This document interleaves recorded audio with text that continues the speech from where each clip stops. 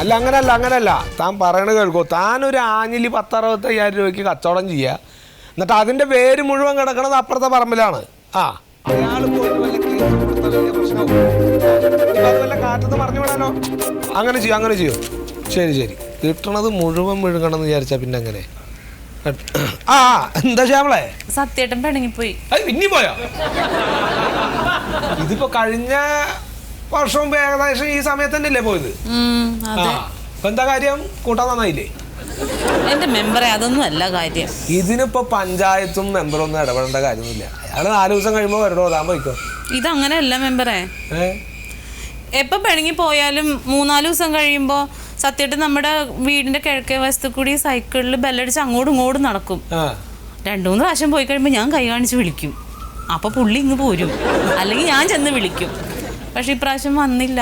ഇനിയിപ്പോ ആ സൈക്കിൾ എങ്ങാനും പഞ്ചറായിട്ട് എവിടെയെങ്കിലും അരഞ്ഞിരിഞ്ഞ് നടക്കണ്ടാണാവോ? ഇപ്രാവശ്യം വേറൊരു കാര്യമുണ്ട് മെമ്പറെ.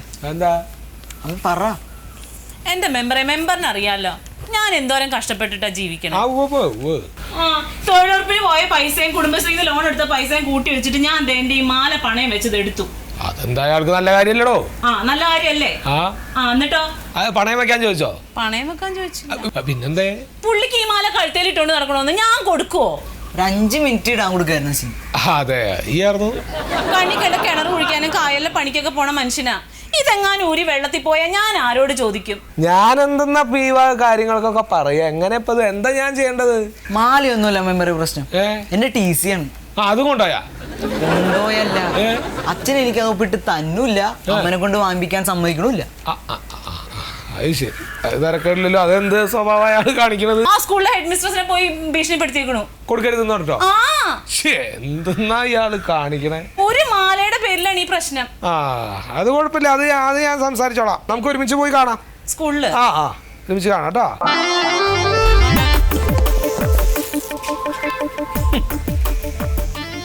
എന്താ സ്വന്തം ഭർത്താവ് മാലൊന്ന് കഴുത്തിലിടാൻ ചോദിച്ചിട്ട് കൊടുക്കാത്ത ഭാര്യ, മകന്റെ TC കൊടുക്കരുതെന്ന് പറഞ്ഞിട്ട് തന്തേ.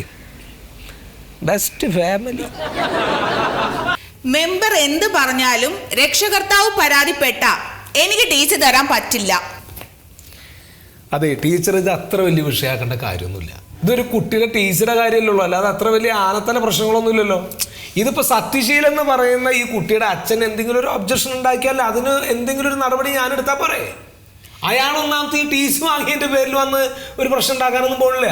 ഈ രക്ഷകർത്താവ് പരാതി കൊടുത്ത അന്വേഷണം നേരിടേണ്ടത് ഞാനാണ്.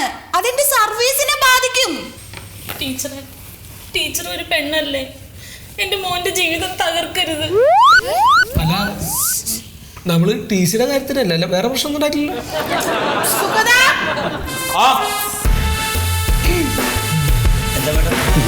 ഒന്ന് ഇവരെ പറഞ്ഞ് മനസ്സിലാക്ക്. ഞാൻ അന്ന് പറഞ്ഞില്ലേ TCയുടെ കാര്യം. ചിരഞ്ജീവിയുടെ അല്ലേ? എന്റെ മെമ്പർ, ഈ ചിരഞ്ജീവി എന്ന് പറയുന്ന കുട്ടീനെ ഇവിടെ കൊണ്ടുവന്ന് ചേർത്തത് ആ കുട്ടിയുടെ രക്ഷകർത്താവായിട്ടുള്ള സത്യശീലനാണ്. ആ സത്യശീലൻ വന്ന് ഒപ്പിട്ടാലാണ് നമുക്ക് TC കൊടുക്കാൻ പറ്റൂ. ആ സത്യശീലൻ തന്നെ അത് കൊടുക്കരുത് എന്ന് പരാതിപ്പെട്ട പിന്നെ മേഡം എന്താ ചെയ്യാ? നിങ്ങൾ പറയുന്നത് നിയമമല്ലേ? നിയമപ്രകാരമാണോ ഇവിടെ എല്ലാ കാര്യങ്ങളും നടക്കുന്നത്? നിങ്ങൾക്ക് ഇപ്പൊ ഇത് തരാൻ വല്ല വിരോധമുണ്ടോ?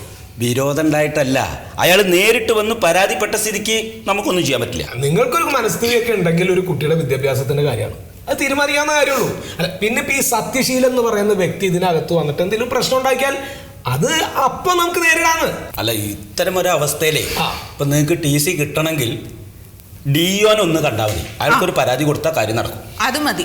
അപ്പോ സത്യേട്ടനും പരാതി കൊടുത്താലോ? കൊടുക്കട്ടെ, കൊടുക്കും. എന്നാലും അത് അവിടുന്ന് പരിഹരിച്ചിട്ട് നമുക്ക് TC കിട്ടും. അതെ, DO സാറിനെ പോയി കണ്ടാൽ മതി. ഇവിടുന്ന് നടക്കില്ല, പറഞ്ഞില്ല. അതാണ് സുഗത, പരാതി വേണമെങ്കിൽ എഴുതി കൊടുക്കും. പരാതി ഞാൻ എഴുതി തരാം. മെമ്പർ ഒന്ന് പുറത്തുനിന്നാ ഞാൻ ഇപ്പൊ എഴുതി ശരിയാക്കി തരാം. വലിയ നൂലാമാലയല്ലോ ഇത്. മാലയല്ല, അതല്ല,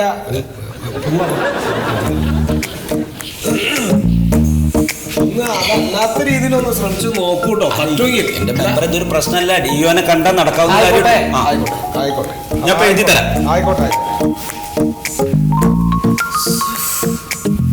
ഒരു തലവേദന. ആ പയ്യൻ TCക്ക് വന്ന സമയത്ത് തന്നെ അതാണ്ട് കൊടുത്തു വിട്ടിരുന്നെങ്കിൽ വല്ല കുഴപ്പമുണ്ടാവോ? അതെങ്ങനെ സുഗത? എൻക്വയറി ഒക്കെ വന്ന ഞാൻ കുടുങ്ങില്ലേ? എങ്ങനെ കൊടുക്കണേ? ഈ സത്യശീലം വന്ന് പരാതിപ്പെട്ടത് രേഖാമൂലാണോ?